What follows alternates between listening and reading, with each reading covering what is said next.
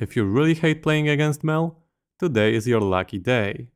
Yesterday Riot has posted about Mel changes that were supposed to hit PBE yesterday. But, as usual, Riot doesn't know their own patch schedule, as the PBE patch is today. Anyway, changes to Mel are pretty much like a full rework.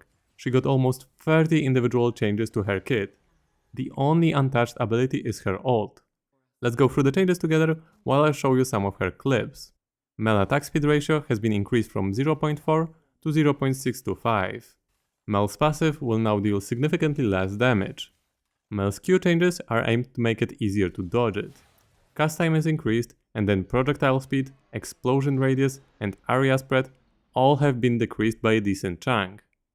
Q damage is now also considered a damage over time AoE. It will now have reduced effectiveness in resetting arcane combat.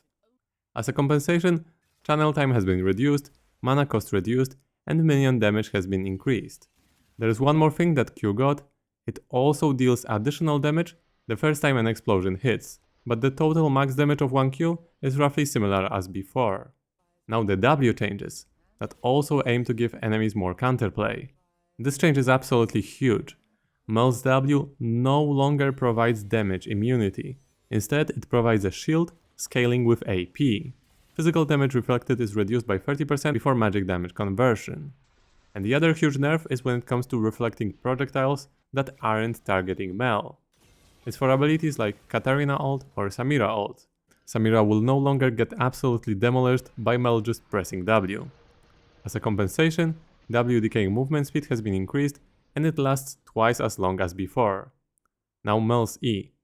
Root radius, linger duration, damage over time radius, and cast range have all been decreased. However, projectile speed, root duration, damage, and damage over time damage per second have all been increased. It's important to note that you have a 1.5 second snare instantly at rank 1.